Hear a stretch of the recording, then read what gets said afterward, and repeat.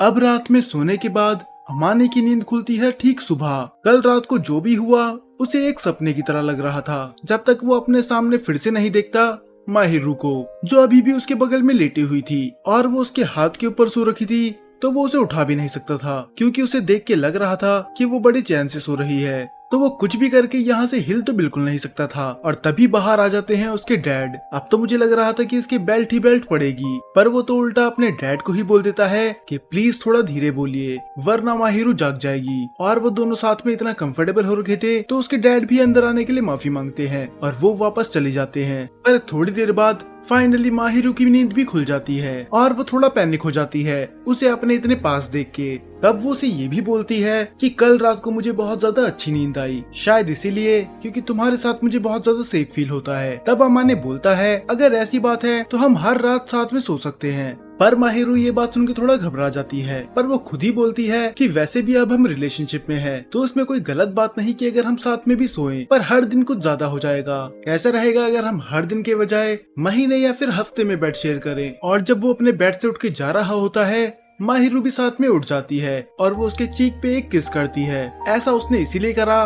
क्योंकि वो बहुत टाइम से उसे टीज कर रहा था। और इसके बाद चले जाते हैं ये ब्रेकफास्ट करने के लिए। तभी उसकी मॉम डैड कुछ नोटिस करते हैं, जब से तुम कल से बाहर आए हो तुम्हारा चेहरा कुछ उतरा उतरा है, आखिर क्या बात हुई है। तब वो बताता है कि मुझे फिर से तोजो मिला था, बस उसी के साथ थोड़ी बात हुई थी और ज्यादा कुछ नहीं। पर उसके पेरेंट्स को ये चीज देख के अच्छा लगता है कि इसने सिचुएशन को अच्छे से हैंडल करा और वो खुश होते हैं कि उनका बेटा पहले की तरह छोटी छोटी बात पे उदास नहीं होता। पर उसकी मॉम को तब भी थोड़ा गुस्सा आ रहा होता है कि वो तोजो का बच्चा अभी तक नहीं बदला। पर अमाने बोलता है कि मुझे उससे फर्क नहीं पड़ता, वैसे भी वो अब मेरा दोस्त नहीं है, तो चाहे वो बदले या फिर ना बदले इसमें मेरी जिंदगी में कोई फर्क नहीं पड़ने वाला। तब उसके डैड बोलते हैं कि ये सब माहिरू की वजह से हुआ है। अब फाइनली तुम्हारी लाइफ में भी ऐसा पर्सन आ चुका है जैसे मेरी लाइफ में है तुम्हारी मॉम, जो हर मुसीबत पे तुम्हारा साथ देगी। तब उसकी मॉम बोलती है कि माहिरू तुम्हारा बहुत अच्छे से ख्याल रखती है, पर इसका मतलब ये नहीं कि तुम उसे ग्रांटेड लो, तुम्हें भी उसका ख्याल रखना चाहिए। तब माहिरू बोलती है कि ये मेरा बहुत ज्यादा ख्याल रखता है, ये हर बार मेरी मदद करता है और बस इसी के वजह से आज मैं लोगों से इतना कम्युनिकेट कर पाती हूँ। और उसके डैड को ये सुन के अच्छा लगता है और वो उसे एडवाइस देते हैं कि तुम कभी भी इसका एडवांटेज मत उठाना, मुझे पूरा यकीन है कि तुम उसे वैसे ही ट्रीट करोगे जैसे मैं तुम्हारी मॉम को करता हूँ। और वो भी उन्हें तसल्ली देता है कि वो माहिरू का साथ कभी नहीं छोड़ेगा, यहाँ तक कि अभी भी इनने टेबल के नीचे हाथ पकड़ के रखा था। तब उसकी मॉम ज्यादा एक्साइटेड होते हुए बोलती है कि तुम दोनों तो बड़े स्वीट कपल हो, काश मैं थोड़ी देर और रुक के तुम दोनों को देख सकती, पर अफसोस मुझे ऑफिस जाना है। तब अमाने बोलता है तो आप वेट किसका कर रही हो। तब उसकी मॉम उसे टीज करते हुए बोलती है कि तुम मुझे जल्दी ऑफिस इसलिए भेज रहे हो ना कि उसके बाद तुम माहिरू के साथ मेकआउट कर सको। और माहिरू को उसका मतलब नहीं पता होता। तो जब फाइनली उसकी मॉम और डैड घर से चली जाते हैं, तब वो अमाने से इसके बारे में पूछती है कि आखिर तुम्हारी मॉम का मतलब क्या था, और वो उसे एक्सप्लेन करता है। और अगर हम इनकी प्राइवेट कन्वर्सेशन में डीप ना जाएं तो ही अच्छा रहेगा। और उसे पूरी बात बताने के बाद वो फाइनली उसके कान पे फूंक मारता है और ये उसकी वीकनेस थी। और अब उसे उसकी वीकनेस पता चल चुकी है, तो पक्का इस चीज का यूज ये बाद में भी करेगा। अब जब शाम को उसकी मॉम और डैड घर आ जाते हैं, तो माहिरू का मुंह ब्लश की वजह से पूरा लाल हो रखा था। तब उसकी मॉम पूछती है कि आखिर तुम्हें क्या हो गया, कहीं मेरे बेटे ने तुम्हारे साथ कोई उल्टी सीधी हरकतें तो नहीं करी। पर अमाने समझाता है कि उसने कुछ नहीं करा। तब उसकी मॉम बोलती है लगता है तुमने मेरी मेकआउट वाली बात को कुछ ज्यादा ही सीरियसली ले लिया। तब अमाने उन पे चिल्लाते हुए बोलता है कि हम बस कटल कर रहे थे और कुछ नहीं। फिर उसकी मॉम मुंह फुलाते हुए बोलती है कि ये तो गलत बात है, मुझे भी माहिरू के साथ कटल करना है। पर अमाने साफ मना कर देता है कि ऐसा बिल्कुल नहीं होगा, क्योंकि माहिरू बस मेरी है और उसे बस मैं ही कटल कर सकता हूँ। तो अब इनकी बीच की बहस रुकवाने के लिए उसके डैड बोलते हैं चलो कहीं शॉपिंग पे चलते हैं, क्योंकि कल हम भी फ्री हैं और इसी बहाने हम साथ में थोड़ा टाइम स्पेंड भी कर लेंगे। माहिरू तो खुश थी, पर अमाने नहीं, क्योंकि उसको तो माहिरू के साथ अकेले टाइम स्पेंड करना था। और जब उसी दिन जब अमाने कहीं बाहर से आ रहा था, तो बारिश हो जाती है और वहाँ पर उसका वेट कर रही होती है माहिरू, जो उसका वहाँ पर वेलकम करती है और उसके लिए नहाने का पानी तक भी गर्म करती है। और बस इतना ही नहीं, नहाने के बाद तो वो उसके बाल तक सुखाती है। और वो बोलता है कि कितना अच्छा लगता है जब कोई तुम्हारा घर पे वेट कर रहा हो और घर पे आने के बाद तुम्हें सब कुछ पहले से ही तैयार मिले।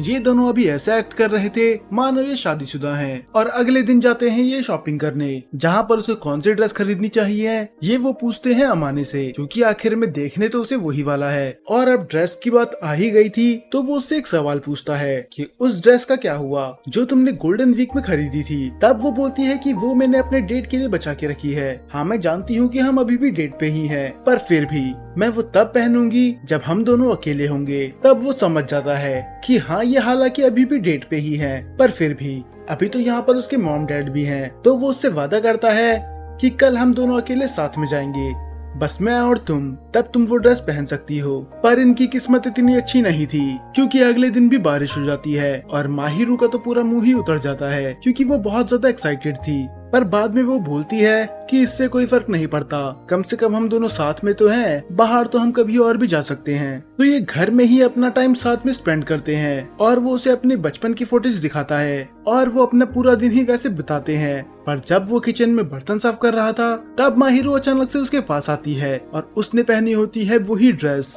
तब वो बोलती है कि हाँ, मैंने ये ड्रेस अपनी डेट के लिए बचा के रखी थी, पर अफसोस हम आज नहीं जा पाए, तो मैंने ये अभी ही पहन ली, क्योंकि अगर देखा जाए तो हम अभी भी डेट पे ही हैं। तब वो उससे बोलता है कि तुम इस ड्रेस में बहुत ज्यादा अच्छी लग रही हो। पर ये आंसर सुन के वो कुछ ज्यादा खुश नहीं थी, क्योंकि अमाने के लिए उसने तैयार होने में इतनी मेहनत करी, और ये था उसका जवाब। और अमाने समझ जाता है। तब वो उसकी तारीफ करता है डिटेल में कि तुम इस ड्रेस में बहुत ज्यादा स्लिम लग रही हो, तुम्हारा फिगर इस ड्रेस में बहुत ज्यादा अच्छा लग रहा है, और बस इतना ही नहीं, तुम तो इसमें थोड़ी टॉल भी लग रही हो। इस ड्रेस में तो तुमने 4 चांद लगा दिए, और इसमें तुम बहुत ज्यादा मैच्योर भी लग रही हो। अब इतना सुनने के बाद तो वो खुद ही उसे रोकती है कि बस अब यहीं पर रुक जाओ, तुम्हें इतनी भी तारीफ नहीं करनी थी, ये तो कुछ ज्यादा ही हो गया। और वो फिर से अपना टाइम साथ में स्पेंड करते हैं। और जब उसे उसकी वीकनेस पता चल गई थी तो वो फिर से उसके कान में फूंक मारता है, बस उसे टीज करने के लिए। तब वो बोलती है कि लगता है मैंने गलती ही कर दी तुम्हें अपनी वीकनेस बता के। तब वो बोलती है कि जब मैंने ये ड्रेस खरीदी थी तो मुझे लगा नहीं था कि तुम्हें ये ड्रेस इतनी पसंद आएगी,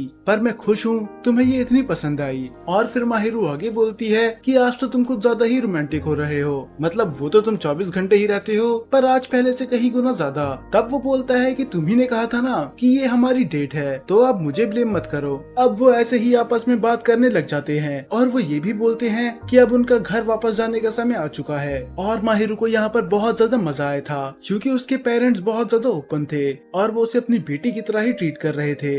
और इसी के बीच में बात आ जाती है माहिरू के रूम की कि एक दिन मुझे वहाँ पर जाना है, क्योंकि शायद उसके बाद मैं तुम्हारे रूम में वो फोटो देख सकूं जो तुमने अपने टेबल पे रखी थी। और ये सुन के वो हैरान हो जाती है और बोलती है कि तुम्हें उस फोटो के बारे में पता था। तब वो बोलता है कि मैंने वो फोटो उस दिन ध्यान से नहीं देखी, पर शायद तुम अब मुझे दिखा दो। तो अगर आपको नहीं पता, ये माहिरू को उसके घर छोड़ने जाता है और उसको दिखती है टेबल पे एक फोटो, और वो फोटो किसकी थी हमें नहीं दिखाया जाता। और अमाने थोड़ा क्यूरियस था कि आखिर वो किसकी फोटो होगी। तब माहिरू फाइनली उसे बता ही देती है कि वो तुम्हारी ही फोटो थी जिसमें तुम स्माइल कर रहे थे।